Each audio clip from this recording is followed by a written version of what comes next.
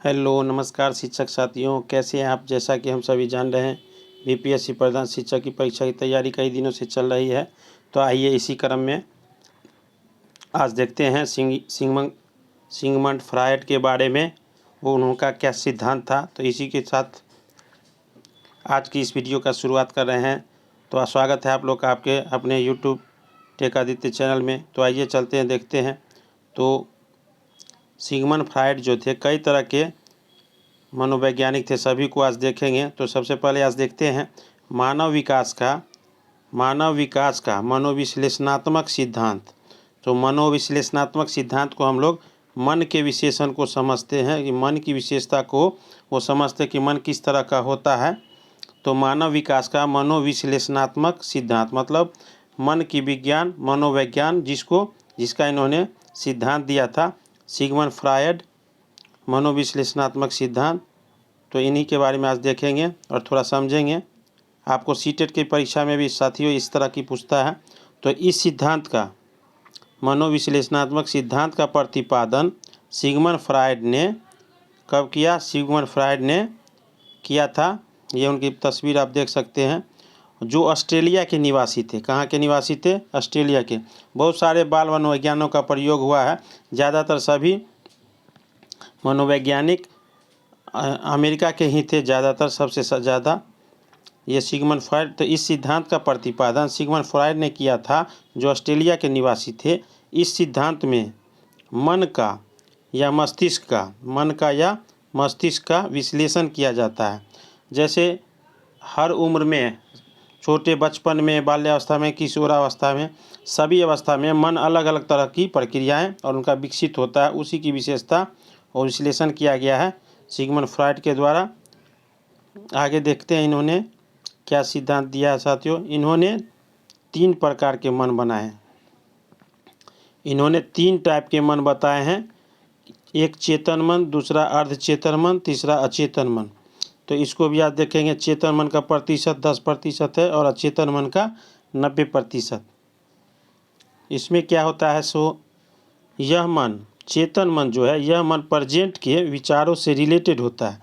जैसे हम सड़क पर चल रहे हैं, तो बाईं ओर चल रहे हैं या दाईं ओर, पीछे से कोई हॉर्न मिला तो हम सतर्क हो जाते हैं। तो ये करेंट अवस्था है, जिसको प्रेजेंट से हम जोड़ सकते हैं साथियों। आगे है अर्धचेतन मन। इसमें तुरंत हमें ज्ञान नहीं होता, लेकिन कुछ टाइम देकर याद किया जा सकता है। जैसे सुबह हम उठे हैं 9 बजे और शाम हो गई, लेकिन शाम में जब हम कैलकुलेशन करते हैं कि सुबह हम कहाँ गए थे, 9 बजे क्या किए, 10 बजे क्या किए, 11 बजे, तो धीरे धीरे हमें याद हो जाता है। ये अर्धचेतन मन है, हमारे दिमाग में है, संज्ञान में है कि प्रक्रिया या क्रिया हमसे हो चुकी है। तो उसी को अर्धचेतन मन कहा जाता है। और प्रेजेंट जो अब करेंट में अभी आपका हो रहा है, अभी हो रहा है 10 मिनट पहले, तो वो तो ध्यान में है। तीसरा है अर्धचेतन मन। तो अर्धचेतन मन क्या है? तीसरा अचेतन मन है। इसमें वे बातें होती हैं, इसमें कैसी बातें होती है? वे बातें होती है जो हम भूल चुके हैं और हमारे याद करने पर भी याद नहीं आता। तो इसमें भी याद आता है, थोड़ा समय लगता है ज़्यादा। जैसे कि कोई कार्य हम कर रहे हैं या कोई कार्य याद आ गया। जैसे आपके शर्ट का बटन टूटा हुआ है, तो आपके ध्यान में होगा कि सुई धागा कहीं पर रखा हुआ है। तो वो कहाँ पर है? तो आपका मन सोचेगा कि ये यहाँ रखे हैं, वहाँ रखे हैं, घर में यहाँ रखे हैं। तो धीरे धीरे खोजेंगे, याद आ जाएगा। तो यही होता है कि हमारे जेहन में तो रहता है, लेकिन वास्तविक समय में याद नहीं रहता है। लेकिन जिस चीज़ की हमें ज़रूरत होती है, जैसे रिंच, पिलास, सरल उत्तोलक, जो भी चीज़ की ज़रूरत होती है जहाँ रखे होते हैं, तो हमारे ध्यान में है कि वो कहाँ रखा हुआ है, और उसको जो है हम खोज लेते हैं। वही आपका अचेतन मन होता है। चेतन और अचेतन, चेतन को प्रेजेंट से किया गया, अचेतन जो थोड़ा समय लगता है, भूल जाते हैं, लेकिन ज़रूरत पड़ने पर हम उस चीज़ को खोज लेते हैं। एक साधारण सी चीज़ से खोजा जा सकता है, कि जैसे आपका सुई धागा खोजना है, बटन टूट गया, इसके लिए। तो ये हमारे मन में रहता ही है साथियों। तो यही इन्होंने सिगमंड फ्रायड ने मन के 3 प्रकार बताए हैं, चेतन मन, अर्धचेतन और अचेतन मन। आगे देखते हैं साथियों। फ्रायड ने पर्सनैलिटी जो आपका होता है, उसको भी 3 भागों में बांटा है। जैसे किसी को अहंकार होना कि हम खुद अच्छे हैं, हम ही अच्छे हैं, दूसरे नहीं। तो ये सब को भी व्यक्ति पर प्रयोग करके इन्होंने बांटा है। फ्रायड ने व्यक्तित्व को कितने भागों में बांटा है? 3 भागों में। 3 भागों में बांटा है साथियों। इसमें पहला आपका इदम है। इसमें व्यक्ति की शारीरिक और मूल आवश्यकताएं होती है, जैसे भूख, प्यास आदि। यह करना होता है। सामाजिक आवश्यकताओं और नैतिक मूल्यों की चिंता किए बिना इच्छाओं की पूर्ति पर बल देता है। जैसे हमको खूब भूख लगा तो उसके कोई नियम कंडीशन है, लेकिन समय होता है खाने का, तो उसको ज़्यादा देर तक हम झेल नहीं सकते। तो ये शारीरिक और मूल आवश्यकता से जुड़ी हुई है, जिसे बिना चिंता किए हुए इच्छाओं की पूर्ति पर बल देता है कि ये हमको अब कुछ नहीं करना, हमको पहले भूख लगा हुआ। आगे देखते हैं। दूसरा आपका ईगो है। ईगो मतलब अहम। यह आवश्यकताओं या इच्छाओं की संतुष्टि की योजना का निर्माण करता है।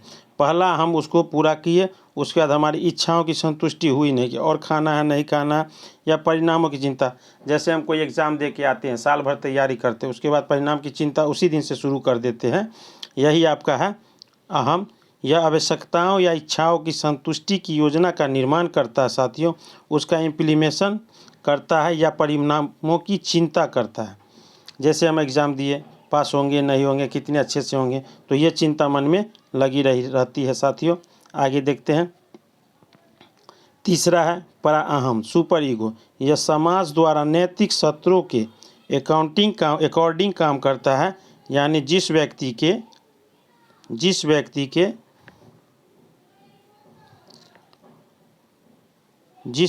के अंदर सुपर ईगो ज़्यादा होती है। क्या होती है? सुपर ईगो ज़्यादा होती है, यानी बुरे कामों की उतना ही दूर होगा, जैसे चोरी ना करना, झूठ ना बोलना।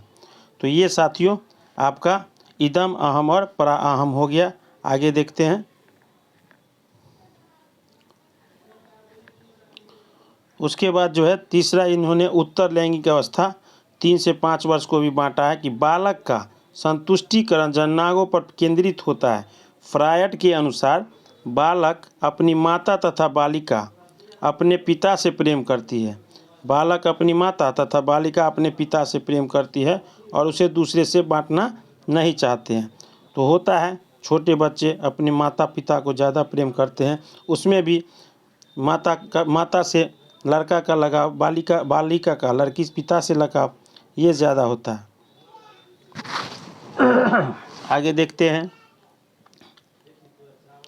ओडिपल्स कॉम्प्लेक्स। इसमें लड़का अपनी माँ से ज़्यादा प्यार करता है। ये इस तरह का कॉम्प्लेक्स है, और अपने पिता के मुकाबले, तो पिता से कम और माता से ज़्यादा। Electra complex. इसमें लड़की अपने पिता से ज़्यादा प्यार करती है और अपने माँ के मुकाबले। तो यही इनका सिद्धांत था सिगमंड फ्रॉइड का, जिन्होंने मनोविश्लेषणात्मक सिद्धांत दिया था कि किस तरह मन का जो है सिद्धांत व्यक्ति का भिन्न भिन्न अवस्था में होता है। और इन्होंने व्यक्तित्व को भी 3 भागों में, पर्सनैलिटी को बांटा था। तो आज की वीडियो कैसा लगा आप लोग कमेंट बॉक्स में ज़रूर बताएं साथियों। और इसी तरह की वीडियो के लिए हमें भी मोटिवेट मिलता है, तो ज़्यादा से ज़्यादा लाइक और सब्सक्राइब शेयर कर देंगे, ताकि आगे की वीडियो फिर इसी तरह आपको समय मिलती रहे। तब तक के लिए जय हिंद, वंदे मातरम साथियों।